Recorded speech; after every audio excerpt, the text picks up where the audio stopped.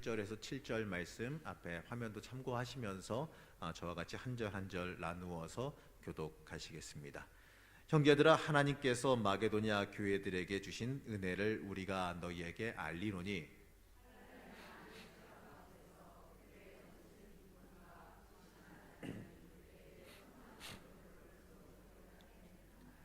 내가 증언하노니 그들이 힘대로 할 뿐 아니라 힘에 지나도록 자원하여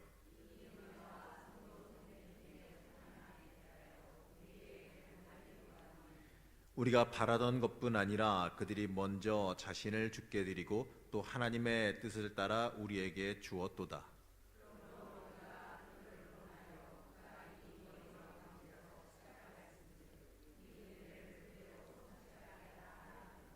네, 7절은 함께 합독하시겠습니다. 오직 너희는 믿음과 말과 지식과 모든 간절함과 우리를 사랑하는 이 모든 일에 풍성한 것 같이 이 은혜에도 풍성하게 할지니라. 아멘. 참 여러분, 날씨 참 덥죠. 오늘도 뭐 온도가 38도 올라간다, 6도 올라간다 뭐 이러는데, 이렇게 더운 날 휴가철에 수요일 오전에 예배에 오신 여러분들 특별히 더 축복하고 사랑합니다. 여러분, 이제 지난주에 이어서 이번 달에는 이제 코이노니아라고 하는 주제로 함께 이제 나누며 진행하게 되는데요. 여러분, 이 코이노니아, 우리가 익숙하게 많이 듣고 잘 알고 있는 단어이지요. 자, 흔히 말해서 이 성도의 교제, 우리가 이렇게 잘 알고 있습니다. 그래서 학문적으로 좀 정확하게 조금 얘기해 보게 되면 이 코이노니아는 성도들이 그리스도의 이름으로 다른 성도들과 함께 서로 나누고 공유하는 사랑의 친교를 의미합니다. 그런데 이 말이 말이죠, 이 코이노니아라는 말이 자주 쓰이면서 때때로 잘못 쓰이는 경우를 좀 보게 됩니다. 그냥 성도들끼리 모여서 티타임을 가지면서 이 세상 돌아간 잡담이나 여러 가지 이야기들을 나누시는 그 시간을 갖다가 이 코이노니아라고 오해하는 경우가 종종 있다라는 것이지요. 자, 성경이 말하는 코이노니아는 말이죠, 이 성부 하나님과 성자 하나님 그리고 성령 하나님이 서로 하나를 이루는 이 사랑의 친교에 먼저 기초하게 됩니다. 이 삼위일체 하나님의 하나를 이루시는 그 사역에 모든 것이 기초한다는 얘기죠. 이 성도가 예수 그리스도의 죽음과 부활에 연합하기 위해 이 성도들끼리 고난과 이 영광의 모든 과정에서 기도와 이 물질적인 이 구제와 봉사를 통해서 서로 사랑의 친교를 나누는 것을 뜻한다라는 것이지요. 그냥 성도들끼리 모여서 대화를 나누거나 이 모임을 갖는다고 해서 이 무조건 코이노니아가 아니라는 겁니다. 때로 이제 서로 성도의 교제를 나눈다면서 참 안타까운 이야기지만, 물론 이 세상 유행이나 물건에 대해 이야기를 나눈다든지 어떤 경우는 쇼핑의 팁을 공유한다든지, 심지어는 이래서는 안 되는데 이 다른 사람의 험담을 하기도 하는데, 여러분, 이건 절대로 코이노니아가 아닙니다. 그냥 수다이고 잡담이고 세상 교제, 그냥 친목 모임에 불과하다라는 거죠. 이 성경이 말하는 코이노니아는 신학적으로 이 물질적인 협력과 나눔, 구제와 섬김, 중보 기도 사역을 포함해야지만 합니다.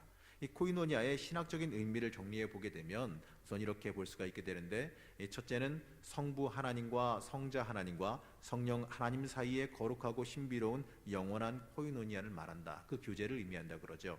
바로 이게 바로 그 신비한 교제가 시작이란 겁니다. 두 번째는 이제 우리에게 해당되어지는 건데, 십자가 위에서 대속의 고통을 감당하시고 죽으시며 부활하신 그리스도와 성도들이 나누는 교제를 뜻한다라는 것이지요. 자, 이 하나님과 백성 간의 이 막힌 담을 허물고 영원한 언약 관계를 회복시키기 위한 하나님과 성도의 코이노니아를 회복시키기 위한 그 십자가에 달리신 그 주님, 바로 예수 그리스도와 우리와의 교제를 뜻합니다. 자, 이것을 우리는 이 부활 사건 안에서 서로 연합하는 구속사적인 연합이라고도 부릅니다. 자, 쉬운 말로 하게 되면 이 그리스도의 죽음에 함께 동참해 오늘의 삶 속에서, 여러분의 삶 속에서 여러분에게 주어진 자기 십자가를 짊어지고 이 그리스도의 고난을 따라 살아가는 것이 이 예수 그리스도와 함께 이루는 교제, 바로 이 코이노니아라고 말할 수 있는 거죠. 이 성경에서 대표적인 인물은 누가 있냐면 바로 사도 바울을 말할 수가 있습니다. 자, 사도 바울은 이 빌립보서 3장 10절에서 11절에서 이렇게 말씀하는데, 이 그리스도와 그 부활의 권능과 그 고난과 참여함을 알고자, 이 참여함을 알고자를 바꿔보면 이렇게 말할 수가 있어요. 코이노니아 하기 위해, 이 그의 죽으심을 본받아 어떻게 해서든지 죽은 자 가운데서 부활에 이르고자 최선의 노력을 다하며 경주하였다라고 스스로 말합니다. 마지막으로는요, 이 성도들이 신앙생활 과정에서 바로 이 고난과 영광의 순례 과정에서 이 중보기도와 물질적인 협력과 후원 그리고 봉사와 섬김을 통해 이 사랑의 친교 사귐을 나누는 이 성도들의 코이노니아가 있습니다. 자, 교회 안에서 성도들끼리 이 진정한 의미의 코이노니아로 이 사랑의 친교를 누리게 되다 보면요, 성도 각자가 서로 간에 강한 동질감을 느끼게 되어 있다라는 거죠. 뭐 고양이 같아서 취향이 같아서 뭐 이래서 그 아이들이 같은 학교를 다녀서 이런 건 아니고요. 바로 무엇이냐면 우리는 그리스도의 죽음을 본받아 옛사람을 버리고 기꺼이 주를 위한 고난을 감당하며 주를 위한 새 사람으로 부름 받았습니다. 우리는 이 부분에서 서로 신앙적인 동질감을 갖게 된다라는 거죠. 하나님이 나를 부르셨다. 하나님이 부르셔서 내가 그 하나님께 붙들려 쓰임받게 되어졌다. 내가 거듭나졌다. 내가 옛사람, 내가 썩어 없어진 그 옛사람을 버리고 이제 거듭나 새 사람이 되었다라고 하는 동질감을 가지게 된다는 거죠. 그것을 통해서 내 옆에 다른 성도들의 고난과 연단을 갖다가 내 고난과 연단으로 공감하게 되어지고 또 그들을 위해서 중보 기도하고 때로는 이 물질적인 후원과 사랑의 나눔을 함께 베풀게 되어 있다라는 겁니다. 자, 여기서 또 주의할 것이 또 있게 되어지는데 내가 겪은 이 신앙의 성장 과정, 내가 겪은 연단이라든지 고난이라든지 어찌됐든 간에 신앙이 성장했던 그 과정을 다른 주변의 신앙인들이 다른 주변의 이웃이 겪어가는 것을 보고 겸손히 돕고 중보해야 되는 게 우리 해야 될 일인데 자신이 먼저 겪고 잘 알기 때문에 그거 별거 아니야 이러한 식으로 잘난 척하거나 아는 척하는 잘못을 범해서는 안 된다는 거죠. 남은 고통스럽고 하나님과 심각한 만남을 가질 준비를 하고 있는 가운데 있는데 그거 별거 아니라고, 그것쯤은 내가 겪은 것보다 쉬우니까 아무것도 아니야라고 함부로 말해서는 안 된다는 거죠. 죄송하지만 그분들은 어쩌면 아직 덜 통과했을지도 아니면 다시 돌아가야 될지도 모르는 일이겠습니다. 잘 알기에 어디를 도와야 될지, 어떻게 하면 더 쉽게 넘어갈지를 잘 알고 있기 때문에 이 겸손히 인도해야 될 것이고, 내가 겪은 고난보다 만약에 주변의 신앙인이, 주변의 신앙적인 동료가 어렵지 않은 고난을 보낸다면 다행스럽게 여겨야죠. 그거고 배합해야 할 게 아니라. 그리고 내가 겪은 것보다 쉬우면 돕기도 더 쉬우니까 어찌 보게 되면 더 감사해야 될 일 아니겠습니까? 중요한 것은 내가 잘 알기 때문에 더 조심하며 그들을 위해서 중보 기도해야 되고, 혹여나 이 받는 어려움에 이들이 완전히 주저앉지는 않을까 항상 조심스럽게 돌보는 역할을 우리가 먼저 경험했기 때문에 감당해야 한다는 겁니다. 그럴 때 받은 고난과 성장의 과정을 이겨낼 수 있도록 돕는 역할을 감당하는 게 우리의 사명이라는 거죠. 그것이 바로 온전한 코이노니아를 이루는 주의 자녀들이라는 겁니다. 사실 이 코이노니아는요, 굉장히 광범위한 내용을 담고 있습니다. 그러다 보니까 전부 다 다루기는 어려운데, 그래서 오늘은 조금 이 범위를 좀 한정 지어 보려고 합니다. 그 중에서도 오늘 함께 읽었던 이 고린도후서 8장의 말씀을 통하여서 이 성도들 가운데에 이 서로에 대해 거룩한 책임 의식, 바로 이 책임 의식을 가지고 서로 중보하며 봉사하며 또 구제 사역에 동참하는 코이노니아에 대해서 오늘 제목도 이 구제의 코이노니아라 잡았는데 거기에 대해서 함께 나눠보려 합니다. 자, 여러분, 우리의 먼저 마음속에 자리 잡고 있는 욕망이라는 게 있는데 이 욕망에 대해서 한번 알아볼 필요가 있지요. 자, 학문적으로는 이 욕망을 지닌 인간을 굳이 기억할 필요는 없지만 호모 데시데라고 말합니다.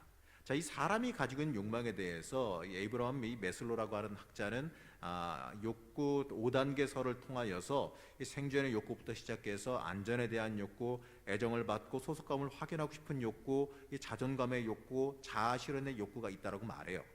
자, 우리도 사실 이 매일매일 다양한 욕망을 느끼며 욕구를 느끼며 살아가지 않습니까? 때론 이러한 것들을 물리치기도 하고 때론 그것에 이끌려 살기도 하죠. 자, 인간의 본능적으로 더 많은 재물을 간구하게 되어져 있고 이 인생의 안정과 평안을 구하게 되어 있습니다. 이건 사람의 본능입니다. 물론 이러한 욕구 자체는 그렇기 때문에 이것만으로 죄라고 말할 수는 없어요. 근면하고 성실하게 일해서 이 정당한 대가로 부를 누리려 한다는 것, 어찌 보면 당연한 일 아니겠습니까? 창세기 1장에서 하나님은 천지를 창조하시고 아담과 하와를 만드신 다음에 1장 28절에서 창세기 1장 28절에서 관리하고 다스리라는 이 노동을 일종의 복의 선물로 주셨습니다. 함께 한번 합독해 보시겠습니다. 시작.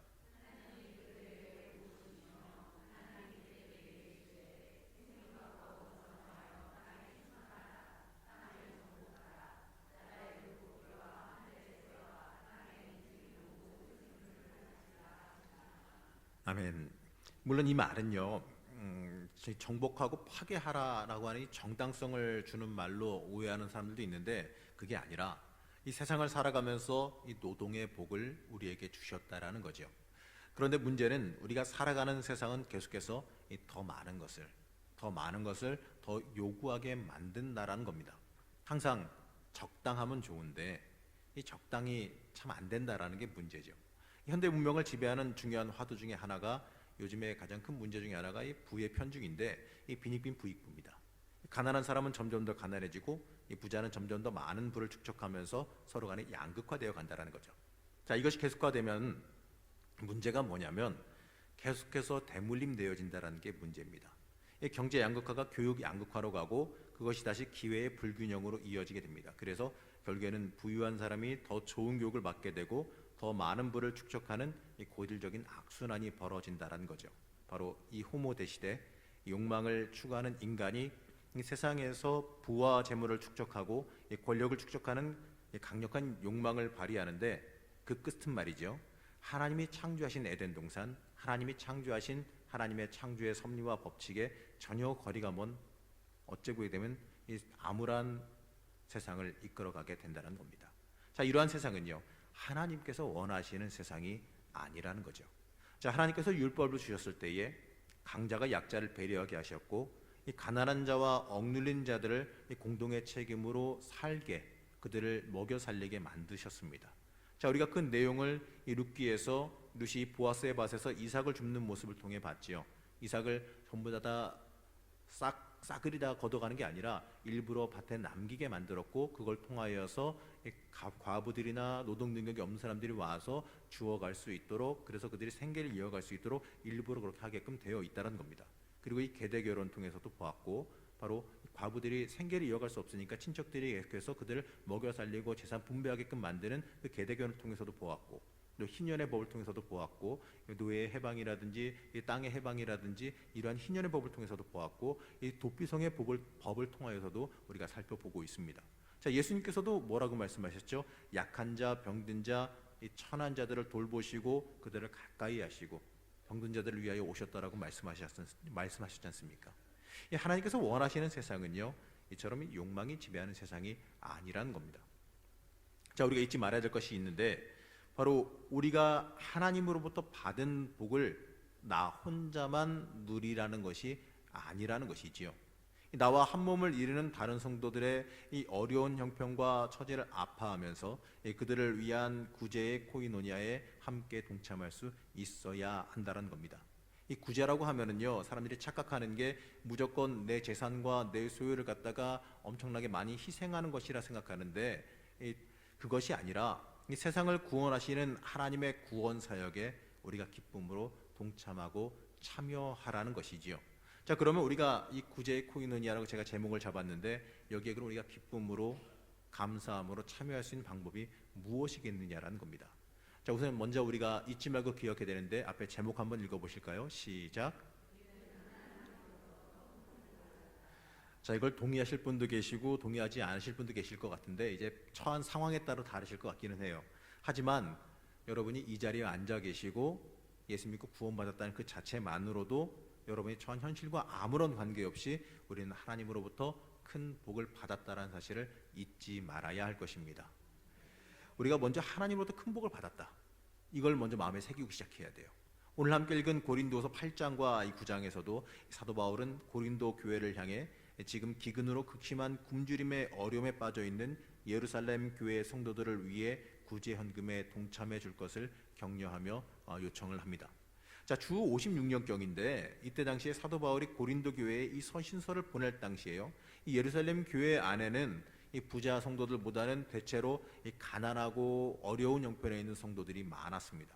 이 당시에 이 팔레스타인에서 이 기득권을 가진 권력자들과 부자들의 입장에서는요, 예수님은 여전히 하나님의 저주를 받아 십자가에 처형당한 선동가에 불과하다는 것이죠. 자, 예수님의 부활을 증언하는 초대교회 성도들은 유대인의 입장에서는요, 이 도저히 용납할 수 없는 신성 모독자에 불과했다는 겁니다. 그러다 보니까 자연스럽게 예루살렘 교회는 부자들이나 기득권자들보다는 당시 사회의 하층에서 천대받는 가난한 사람들이 더 많았다는 거죠. 거기다가 클라우디오 황제 때 이 팔레스타인 전역에 대규모 기근이 발생을 합니다. 그러면서 예루살렘 교회의 가난한 성도들은요, 뭐 전체가 다 기근이니까 더 큰 고난을 겪게 되는 거죠. 사도 바울은 소아시아 교회들을 돌아다니면서 예루살렘 교회의 어려운 위기 상황을 호소하며 전합니다. 그 호소에 마게도냐 지역의 여러 교회 성도들이 호응해서 이 구제 사역에 열심히 동참하게 되죠. 자, 여러분 8장 1절 말씀인데요. 함께 합독하시겠습니다. 시작.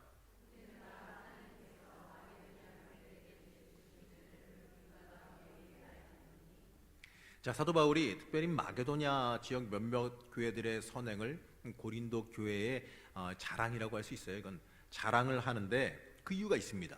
바로 이 마게도니아 교회들이 예루살렘 교회를 위한 구제헌금에 동참하는 것을 이 부담이나 어려움으로 여기지 아니하고 4절의 말씀처럼 어떻게 보면 특권이나 축복으로 여겨서 자기들이 동참하게 해달라고 오히려 사도 바울에게 우리가 좀 헌금하게 해달라고 요청하고 간청했기 때문에 그런 거죠.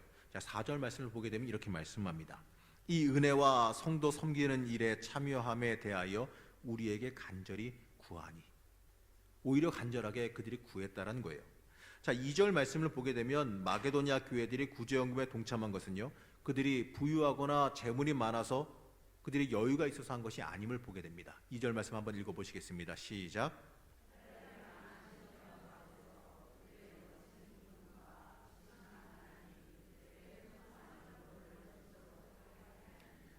자, 무엇이라 말하죠? 넘치는 기쁨과 함께 극심한 가난. 이게 사실은 이들에게 있었다는 얘기죠. 이들도 역시도 예수님을 믿는 것 때문에 많은 시련과 핍박을 받는 것뿐만 아니라 경제적으로도 예루살렘 교회까지는 아니어도 그에 못지 않을 정도로 어려운 궁핍한 삶을 살고 있었다는 겁니다. 자, 그럼에도 불구하고 말이죠, 이들은 예루살렘 교회를 위한 구제 현금에 열심을 냈는데 그 이유가 뭐냐면 바로 무엇보다 그들은 자신들이 이미 하나님으로부터 풍성한 복을 받았다라고 하는 확신을 가지고 있었기 때문입니다. 자, 그러면 이들이 하나님께 도대체 무슨 복을 받았다라고 그들이 여기고 있길래 이 어려움과 고난 속에서도 오히려 기쁨으로 구제에 힘을 썼겠느냐 이겁니다. 자, 그들은 이 사도 바울로부터 전해 들은 복음을 깨닫고 나서 예수 그리스도를 통하여서 이 자신들의 운명이 이 죽을 운명에서 영원한 지옥의 운명에서 영생의 천국의 운명으로 바뀐 이 커다란 축복을 깨달아 알았기 때문에 그렇다는 것이지요. 자, 여러분들은 얼마나 이 기쁨을 인식하며 살아가십니까? 나 구원받았다. 나 구원받았다. 자, 우리가 이제 교회를 오래 다니다 보면은 흔히 당연하게 여기고 잊기 쉬운 것이 이 구원의 감격일지도 모릅니다. 우리가 처음 구원받았다는 걸 깨달았을 때에, 또 하나님께 만났을 때에 그 사실 하나만으로도 감격에 겨워했고 그 사실 하나만으로도 엎드려 울 수 있었는데, 세월이 흐르고 신앙이 오래되고 나니 어떻게 보게 되면 너무나도 당연한 사실이고 너무나도 그냥 원래 그런 거야 라는 식으로 여기고 살아가고 있지는 않느냐라는 거죠. 구원의 감격, 구원의 축복, 이것을 여러분들 놓치지 않았으면 좋겠습니다. 이 축복을 갖다가 너무 당연시하고 살아가지 않으셨으면 좋겠습니다. 이들은요, 이 마게도냐 지역에 있는 교회들은요, 이 구원의 감격 때문에 그들의 삶을 송두리째 하나님께 던진 겁니다. 하나님을 위해서 자신의 삶보다도 하나님을 위한 삶을 살기를 더 이들이 소망한 모습을 보게 되는 거죠.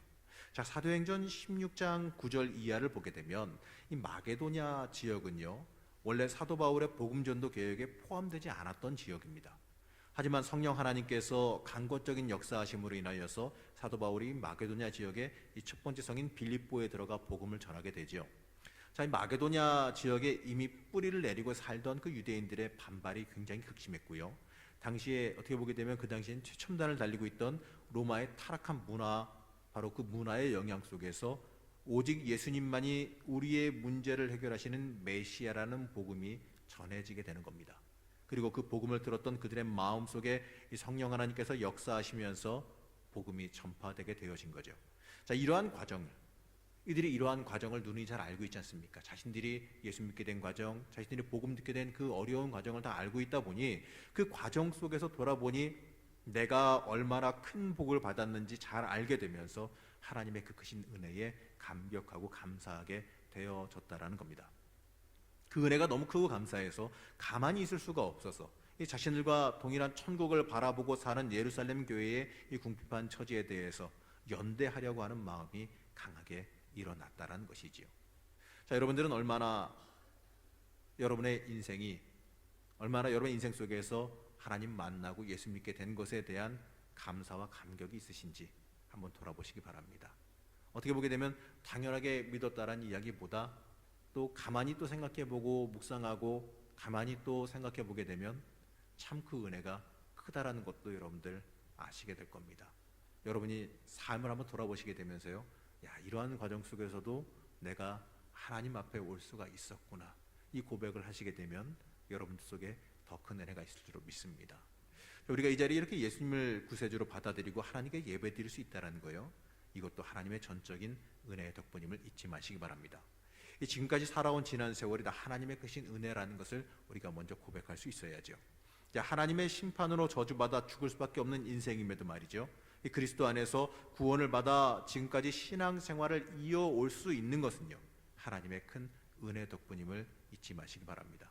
그렇기 때문에 우리는요, 이 마게도냐의 이 성도들처럼 내가 복받은 사람이라는 것, 그리고 그 받은 복을 감격으로 나눠야 한다라는 것을 잊지 말아야 할 것입니다. 자, 두 번째는 말이죠, 하나님의 복을 나누는 것은 희생이 아니라 특권이다라는 것을 잊지 말아야 합니다. 제목이 이제 나왔네요. 자, 여러분, 이 하나님의 복을 나누는 것은 희생이 아니라 특권이다. 자, 여러분, 이 말에 얼마나 동의하실지는 잘 모르겠습니다만, 하지만 우리가 이 기쁘고 즐거운 마음으로 이 구제의 코인원에 동참하려면 이 그 자체가 부담이나 자기 희생이 아니라 나에게 주어진 새로운 복이라는 것을 깨달아야 됩니다. 자, 오늘 말씀에서 이 마게도냐 교회들은 예루살렘 교회를 위한 구제연금에 동참하는 것을 어떤 희생이나 손해로 생각하지 않고 오늘 4절의 말씀처럼 하나님이 자기 백성에게 베푸시는 은혜의 사역에 동참하는 것으로 생각했다는 거죠. 그리고 그것을 일종의 인생의 특권으로 여겼습니다. 그래서 사도 바울이 부탁하기도 전에 이 마게도냐 교회 형제들이 먼저 사도 바울에게 간청하게 되는 거죠. 그 이유는 이 마게도냐 교회의 성도들은 이 구제에 동참하는 것을 자신들이 가진 재물의 일부를 소비하거나 희생하는 것으로 여기지 않았다라는 겁니다.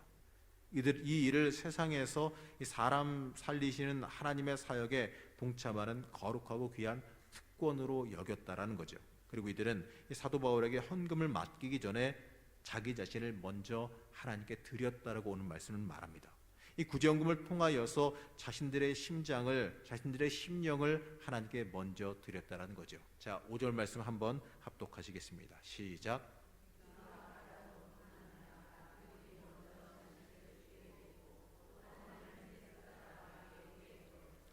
자, 말씀에서 보게 되면 그들이 먼저 자신을 주께 드리고 그리고 그 다음에 하나님의 뜻을 따라 우리에게 주었다라고 말씀하고 있습니다.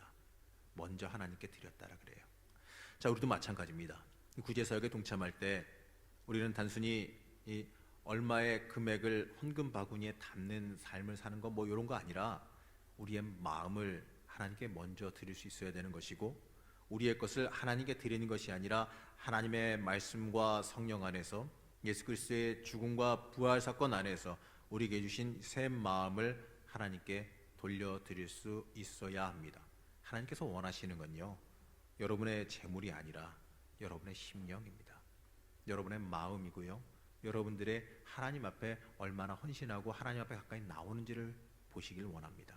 여러분, 이것은요, 우리에게 하나님께서 선물로 주신 특권이라는 것을 절대로 잊지 말아야 됩니다. 여러분, 죄송하지만 한번 그냥 한번 생각 한번 해봅시다.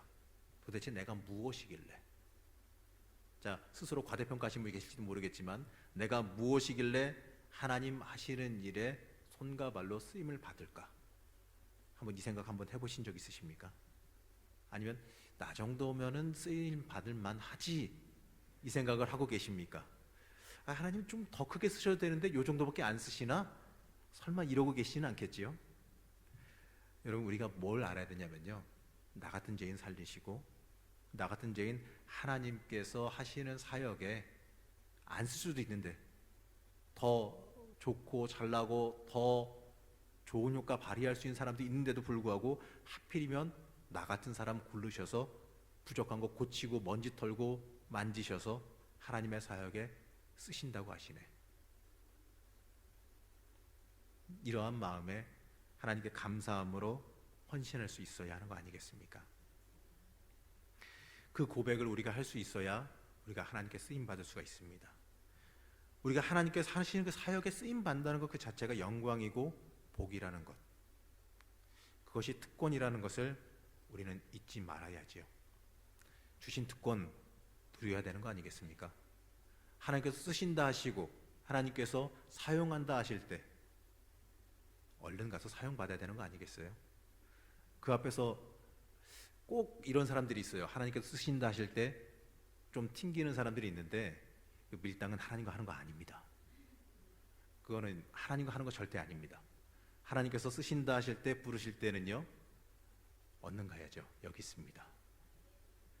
예수님께서 제자들 부르실 때 그들이 어떻게 하나님 앞에 나아간지 기억하시지요, 여러분? 집에 가서 정리 다 하고 나 갔다 올 테니 가족들과 인사 이러고 갔습니까? 아니면 부르시니까 그냥 그 자리에서 뭐 뵈니 뭐니 그냥 일어서 그냥 따라갔습니까? 그게 중요한 거 아니겠습니까?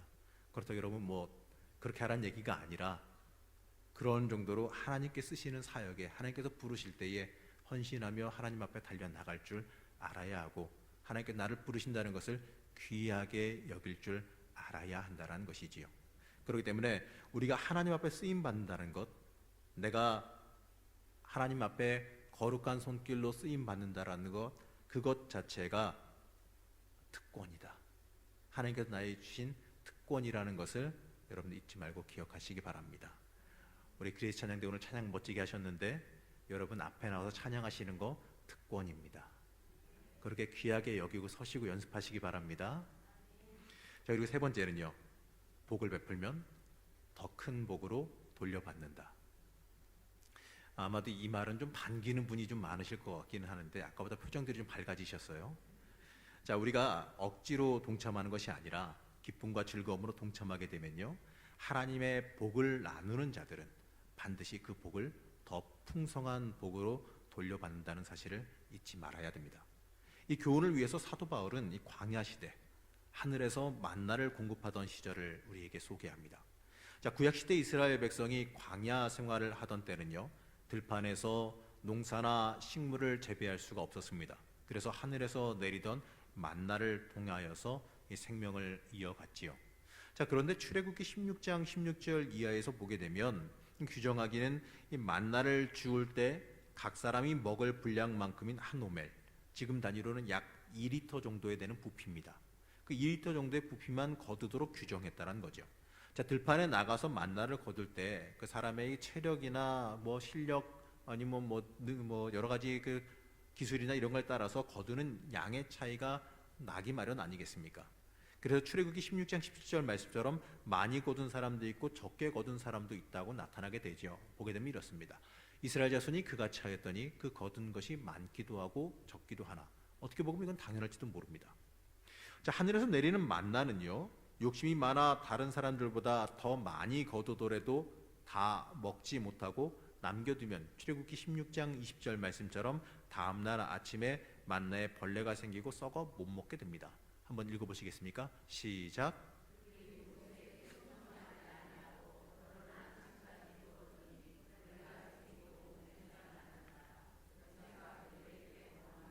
꼭 이렇게 순종 안 하는 사람들이 있기 마련이죠. 자, 차츰 이스라엘 사람들은요, 이런 일을 겪으면서 깨닫게 됩니다. 욕심껏 만나를 많이 거둬봤자 한 사람이 먹는 분량은 정해져 있어서 남는 것은 결국에 자의가 됐든 타의가 됐든 버리게 된다는 것을 깨닫게 되는 거죠. 그리고 하나님께서 끊임없이 먹이시고 입히신다는 것도 함께 깨닫게 되는 겁니다.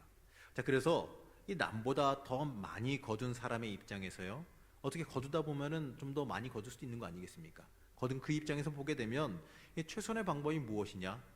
바로 적게 거둔 사람들도 있게 되는데, 체력이 부족하거나 몸이 아프거나 힘이 없어서 아니면 여러 가지 사정으로 인하여서 거둔다고 거뒀는데 뭐 적게 거뒀다, 뭐 그럴 일 없을 것 같긴 하지만 그렇다고 한다면 어떻게 해야겠습니까?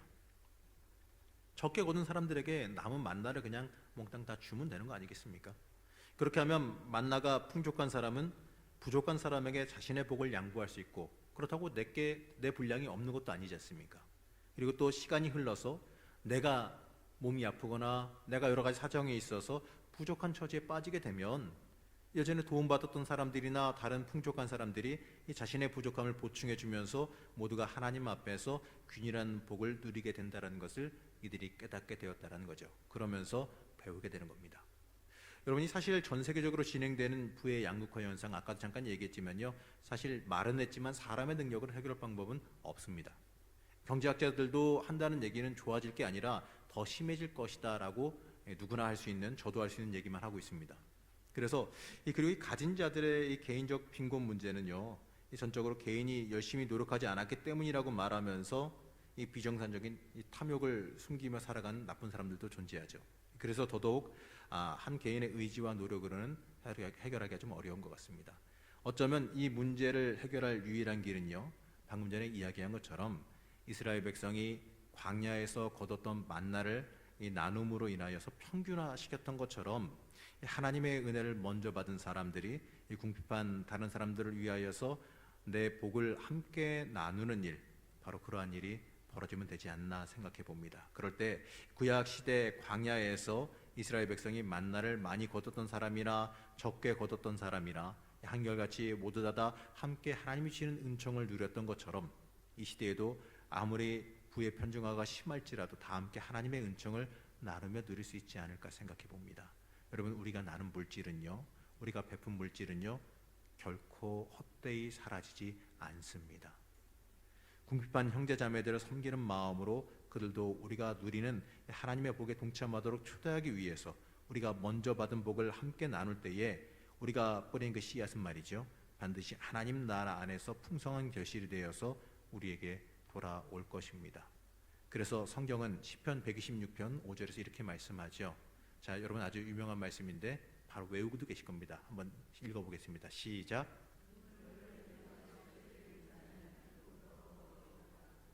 아멘. 오늘 우리가 뿌린 눈물의 씨앗들이 주님의 은혜로 말미암아 많은 사람들을 이 주님의 복의 세계로 인도하는 귀한 발판이 될 줄로 믿습니다. 자, 그러면요, 우리 교회에서 여러분들이 참여하실 것들이 뭐가 있을까요? 그렇다고 해서 지금부터 이 말씀 듣고 나서 어디에서 어려운 사람 없나 우선 불 켜고 찾아다니시라는 얘기가 아니에요. 우리가 늘상 할 수 있는 일이 많이 있습니다. 자, 우리 교회 월사헌금 어디 쓰는지 아셔요? 월사헌금 이제 구제와 여러 가지 쓰이지요. 월사헌금에 동참하시는 것도 여러분들 좋은 구제의 방법이고요. 또 비전교회 돕는 헌금에 동참하시는 것도 또 교회를 살리고 돕는 일에 쓰이는 귀한 헌금이 될 수 있습니다. 여러분, 중요한 것은요, 찾아 헤매는 게 아니라 순간순간 여러분의 삶 속에서 많이 있다는 거예요. 그렇기 때문에 항상 우리가 하나님께 마음 드리고 하나님께 우리의 심령 드리고 살아가다 보면요, 하나님께서 인도해 가시고 기회와 방법을 제공하신다는 걸 잊지 말아야 됩니다. 자, 여러분, 코이노니아, 물론 오늘은 한정적인 이야기를 했습니다.